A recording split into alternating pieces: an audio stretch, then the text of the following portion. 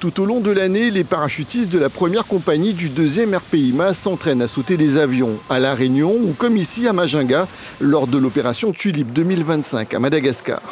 Une fois à terre, ils ramassent leurs voiles pour qu'elles puissent être reconditionnées.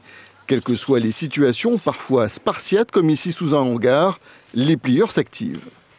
Là, on a 2 plieurs. On a plieur A, plieur B, plus chef de type.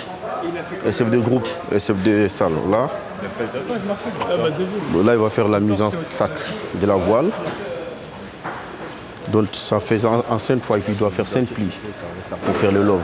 C'est assez physique comme travail? Oui, c'est physique, oui. C'est pour ça qu'on transpire beaucoup ici? Après, il fait un peu chaud aussi, mais c'est physique. Mais il n'y a pas que le physique, c'est un peu technique aussi. À Pierrefonds, une tour de 30 mètres domine la caserne du chef de bataillon Dupuis. C'est le passage obligé des voiles avant leur pliage. Alors ici, nous voilà dans la tour d'aération. La tour d'aération, comme son nom l'indique, elle va venir nous permettre ici d'aérer les voiles. Mais pas que, elle a 3 fonctions. Donc le but de la tour d'aération, ça va être dans un premier temps de retirer tous les corps étrangers.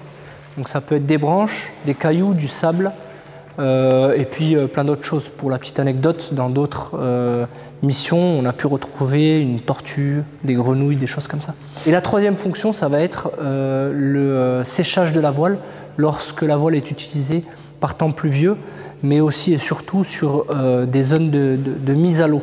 Si les voiles sont abîmées, c'est dans cet atelier dirigé par une réunionnaise qu'elles vont être réparées. Chacun des 26 fuseaux qui composent la voile sont inspectés, de même que les suspentes, les élévateurs, les filets et les coutures.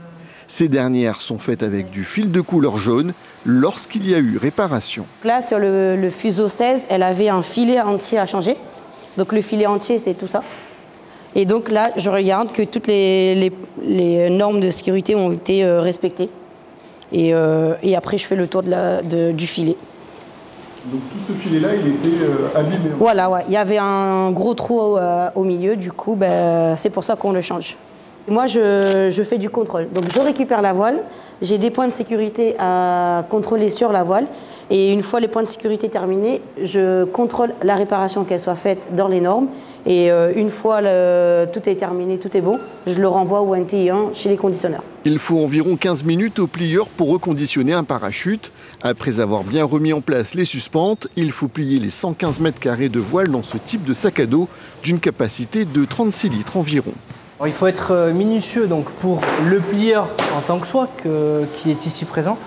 Il faut être minutieux pour le chef d'équipe qui est là-bas, qui a un objectif de contrôle en fait, sur chaque parachute. Chaque jour, une équipe de plieurs peut être amenée à reconditionner 24 parachutes. Lors de l'opération Tulipe 2025, ce ne sont pas moins de 200 parachutes qui ont été acheminés pour la bonne tenue des manœuvres aéroportées.